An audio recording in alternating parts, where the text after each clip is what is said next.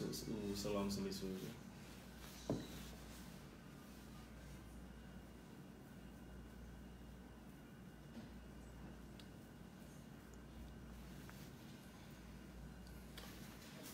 Tá valendo? Boa noite. Estou tendo o prazer aqui de receber a visita do Luiz Felipe Orleans de Bragança, mais conhecido como Príncipe.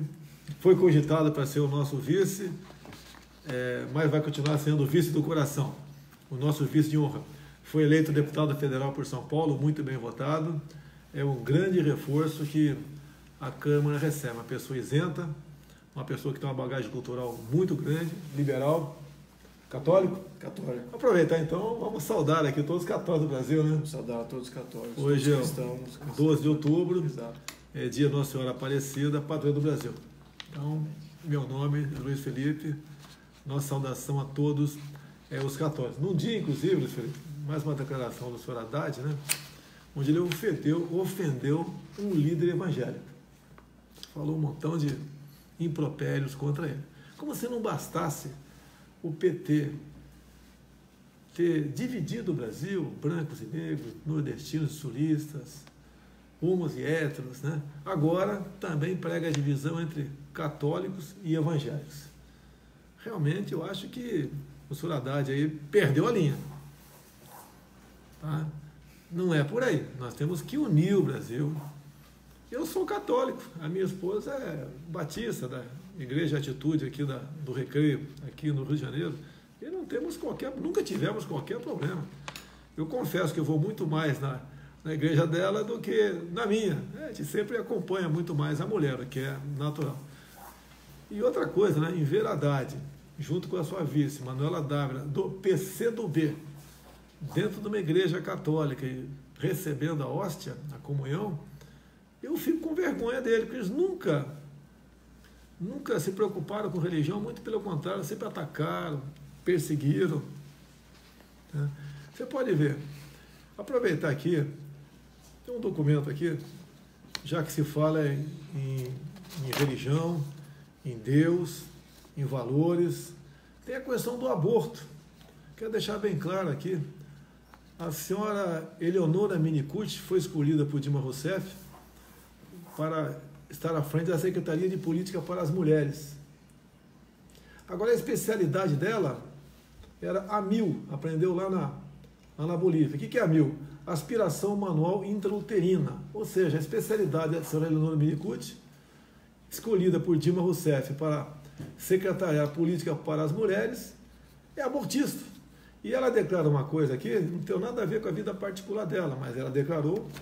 Eu explorei muito isso na Câmara dos Deputados, que foi publicado, entre aspas, no jornal Correio Brasiliense, e nós buscamos, via assessoria da senhora Eleonora Minicucci, se era verdade ou não se manifestaram, e então é verdade, ok? Ela disse aqui, a ministra, numa entrevista, então, ao jornal Correio Brasiliense, 12 de março de 2012, não é porque tenho mais de 60 anos que não namoro. Me relaciono com homens e mulheres e tenho orgulho da minha filha que é gay.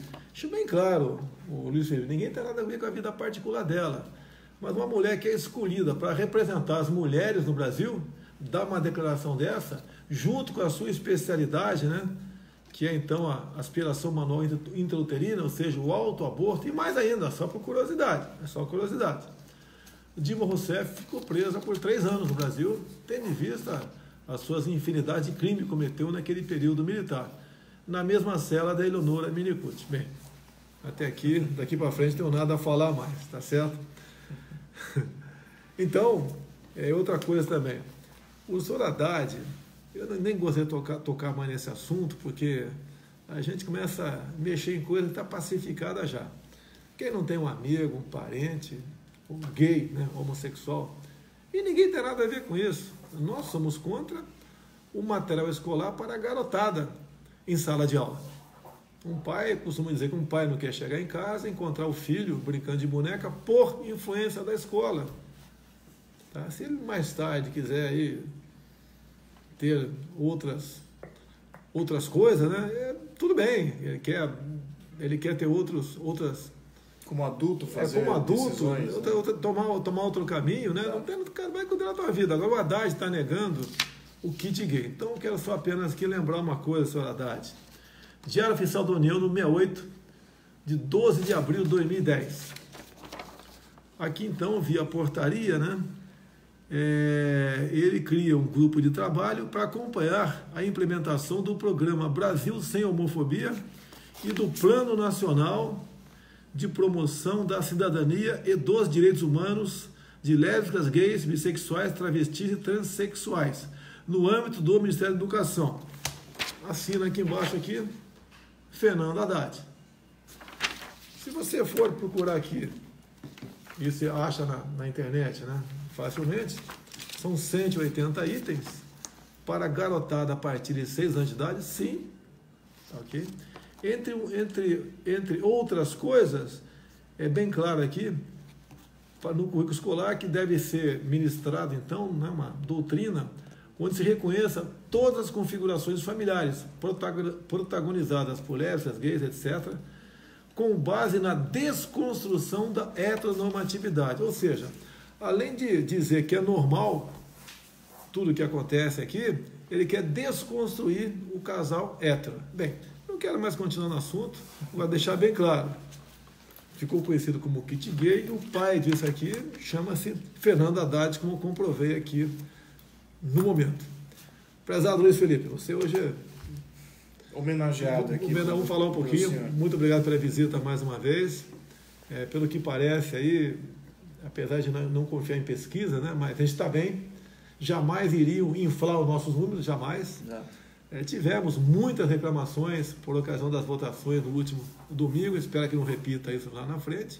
Mas o mercado fala alguma coisa, e quando davam um número mais favorável a nós, o mercado tinha um comportamento. Qual é a tua leitura do mercado, Luiz Felipe? A leitura do mercado não poderia ser mais favorável. Acho que o mercado, depois de ter lido o plano do Haddad, e no mercado financeiro tem cabeças maravilhosas e muito bem instruídas, então esse plano do Haddad cai como uma bomba, porque é um plano totalitário, é um plano centralista, é um plano controlador da economia e de tudo mais.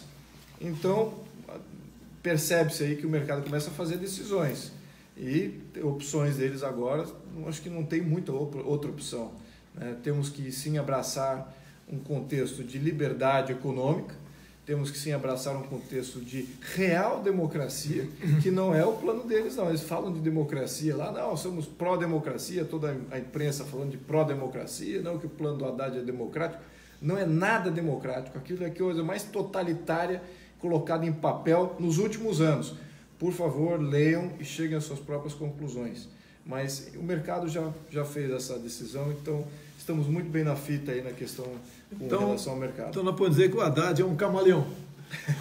Agora virou verde e amarelo, né? Virou verde e amarelo, tirou da sua página oficial a figura do Lula, lá estava escrito que Haddad é Lula, já não é mais. Foi aconselhado pelo Lula não ir mais no presídio. Ou seja, eles vão fazer de tudo para tentar enganar o povo. Só que esse aparelhinho aqui, ó, nos deu uma liberdade enorme. E no plano de governo do Haddad está escrito lá que o controle social da mídia e internet. Então eles querem controlar tudo realmente, é o poder absoluto, é o jogo de poder. Agora, Felipe, você não precisa responder para mim, se quiser você responda, né? Eu sempre pergunto para todo mundo. No lugar do Lula, você aceitaria passivamente ir para a cadeia sem um plano B? Que plano B seria esse? Olha, se seria fraude nas eleições, eu acho que houve muito equívoco, muita coisa errada, não vou falar em fraude ainda, né? Até para não levar pancada dos outros, mas teve a senhora que trabalha na minha casa não conseguiu votar, quando ela votou para governador, encerrou. E as reclamações foram no Brasil de norte a sul, de leste a oeste. E acredito que pela quantidade de pessoas que realmente votaram em nós, não tinha como a gente não estar bem. Agora, o problema pode voltar a ocorrer no segundo turno, se bem que todas as pesquisas agora sempre dão em média 60% para nós, né, votos válidos, e 40% para o lado de lá. Pergunta aqui, você acredita nas urnas eletrônicas? Acho que essa pergunta já foi respondida tantas vezes, eu acho que Eu sou mais antagônico às urnas eletrônicas. Estou vendo isso com um grupo muito bom de ativistas que está vendo no detalhe essa questão das urnas. E a confiança é zero, depois de falar com todos esses grupos especialistas. A confiança é zero. Gostaria de transmitir aqui minha opinião pessoal. Acho que o senhor deveria ter ganhado o primeiro turno, na minha opinião pessoal. Não vamos saber também se isso é comprovável com relação às urnas, porque elas não são transparentes nem para eu dizer que foi fraudado, nem para eles dizerem que ela é inviolável. Então, temos aí um sistema muito intransparente que gera muita insegurança sobre o processo eleitoral. E isso nós não podemos mais permitir. Se é para ter democracia, precisamos que as nossas vontades, as nossas aspirações sejam refletidas pelas forças de Estado e não está sendo refletido no nosso sistema eleitoral. Então, sou muito favorável à questão do voto impresso. Agora, nesse próximo turno, gostaria de ver até cédula, se não for o caso aí de ter qualquer coisa nessa linha, mas fica aqui minha opinião genérica, pessoal, e sim, alguma mobilização em prol disso aí, porque de fato temos um grande problema e essa arquitetura, só ver os incentivos, né? Quais são os incentivos do Temer, do Haddad, todos esses que compõem o Estado, que estão na Lava Jato, quais são os incentivos dele de entregar o poder de uma maneira não conflituosa. Então, acho que eles vão querer fazer alguma coisa aí nesse gênero, sim. Você pode ver, o Haddad, presidente, interessa para muita gente. Afinal de contas, a gente sabe que ele vai assinar o decreto do indulto do Lula. E não pode apenas o decreto constar o nome do Lula. Todo mundo que tem um crime conexo vai entrar no indulto também. Isso que está em jogo, no meu entender. Seria o plano B do PT. Mas eu acho que a avalanche de votos vai ser tão grande a nosso favor que não vai ter como fraudar. É impossível fraudar. As informações que eu tenho, olha só, das 9 capitais do estado do Nordeste, nós ganhamos em 5. Acredite se quiser. Com 8 segundos de televisão, praticamente sem fundo partidário, gastamos 1 milhão e pouco no primeiro turno, tá? Sem recurso para... A gente sabe que muita coisa é feita aí em gráficas, etc., sem recurso. Grande parte da mídia nos criticando o tempo todo, caluniando o tempo todo, e aconteceu uma coisa, um fenômeno realmente. Fizemos no Brasil todo, acredite, né, 52 deputados federais, ninguém acreditava nisso, fizemos 52, e daí alguém fala, se houvesse fraude, não teria feito 52 deputados federais do PSL. Olha, a desconfiança é exatamente no voto para presidente da República. Se eu for presidente, pode ter certeza, nós vamos ter já nas eleições de 2020 uma forma aí segura de se votar, onde se possa fazer uma auditoria. A pessoa que for votar, ela vai ter a certeza que votou exatamente naquela pessoa. Então, o que a gente pede no momento? Além de se manter mobilizado, né, sempre ganhando mais um voto aqui, lá, acolá, também, por ocasião das eleições, indo votar, tendo problema, imediatamente exige que passe aí, ou troque a urna, né, ou passe por voto de papel. Afinal de contas, apesar de termos uma vantagem de aproximadamente 17 milhões para o senhor Haddad, a gente não pode bobear, a gente não sabe que esses caras, tudo é possível com eles. Bem, eu acho que se a gente manter a nossa batida, nós aí seremos vitoriosos no próximo dia 28. Muito bem. Mais uma coisa aqui? Olha, eu gostaria de avisar a todos que o capitão aqui está se recuperando. Cheguei totalmente informal para essa reunião, me recebeu muito bem, está minha família aqui também sendo recebido pela família do capitão. Devo só dar um abraço e já fui trazido aqui para uma live sem contexto nenhum. Então, isso aqui é uma espontaneidade em pessoa. E fisicamente ele está se recuperando e de fato ele tem aqui algumas coisas que impedem ele de estar com 100% de função, mas ele está saindo disso e está muito bem, ao menos está aqui comigo, está me enganando muito bem. Eu vi também o Haddad falando que eu sou um covarde, estou fugindo do debate, né? Quero deixar claro uma coisa, fui submetido a uma cirurgia no dia 6 de setembro e lá em Juiz de Fora, a minha segunda cidade natal, tá certo? Uma facada de um profissional, ele deu a facada e rodou, onde cortou tudo, inclusive intestino grosso, espalhou fezes por todo o corpo. Me disseram que se eu chegasse lá 5, 10 minutos mais tarde teria morrido. Foi drenado 2,5 litros de sangue, né? Dado aqui a hemorragia interna. E 6 dias depois, dia 12, eu fui submetido a uma nova cirurgia já no Alberto Einstein, em São Paulo, que começou às 21 horas e acabou às 5 da manhã. Então, 8 horas de cirurgia, tudo foi colocado para fora. e realmente, dado o estrago, né? A faca entrou 12 centímetros e rodou na minha barriga, foi enorme. Graças a Deus fui muito bem atendido lá na... Perdeu peso, né? Perdi 15 quilos. Perdi 15 isso é quilos. notável, isso realmente perdeu. Eu que já sou magro, né? Realmente foi um baque. Mas eu acho que o que está guardado ninguém tira, não. Tá ok? Eu agradeço a Deus, agradeço o pessoal lá, todos os médicos, enfermeiros, profissionais de saúde do Juiz de Fora. E agradeço a todos também que se empenharam, né? Lideranças evangélicas, lideranças católicas, espíritas, demais denominações, ateus também, eu tenho amigos ateus. Agradeço aqui o Nordeste em especial. Ninguém, Luiz Felipe, nas últimas 4 eleições que disputou contra Lula 2 vezes e contra Dilma 2 vezes, obteve uma votação tão grande como eu tive no Nordeste. Então, muito obrigado ao povo nordestino. E apesar do príncipe, de o PT dizer o tempo todo que eu vou acabar com o Bolsa Família. Agora, até para contrapor a isso, foi ideia do general Mourão, acolhida ali pelo Paulo Guedes, nós vamos dar o 13º para quem recebe Bolsa Família. E não vai ter despesa porque esse recurso extra vai sair do combate ao roubo, à corrupção e à fraude. Apesar também de espalhar no Nordeste, por tudo, que eu iria acabar com o 13º salário. Houve uma crítica do nosso vice, não ao 13º, uma crítica sobre a quantidade de penduricários tendo contra-cheque. Ele achava que não é que tinha que acabar com isso ou com aquilo, mas tem um contra-cheque mais enxuto, mais botado na minha conta, que eu queria acabar com o 13º. Estão falando agora que eu vou acabar com a estabilidade de funcionalismo público, de servidor público no Brasil todo. Não é isso. Até porque está previsto na Constituição, você não vai acabar com isso aí, ninguém quer acabar com isso aí. Também estão falando o que mais? Me ajuda aqui. É só pancada em cima da gente. Que eu vou cobrar imposto de renda de pobre. Muito pelo contrário, a proposta do Paulo Guedes é quem ganha até 5 salário mínimo, equivalente a R$5.000, zero de imposto de renda. A gente vai perder um pouco de arrecadação? Vai. Mas nós temos que dar um refresco aqui para o empresário, né, para o cidadão trabalhador, porque ninguém consegue mais pagar uma carga tributária tão monstruosa como a que está aí. Nós temos que reinventar muita coisa. Não será uma aventura. A questão de privatização é a mesma coisa. São 150 estatais. Eu acho que no primeiro ano, essas 50 criadas pelo PT, a gente vai mandar para o espaço. Tá? As outras 50 ali, você vai ter que ter um critério, um modelo, com responsabilidade. E não é apenas jogar para anunciar no mercado, quem comprar, comprou, não, tá certo? Tem que ter um modelo, talvez o Golden Share, seja lá o que for.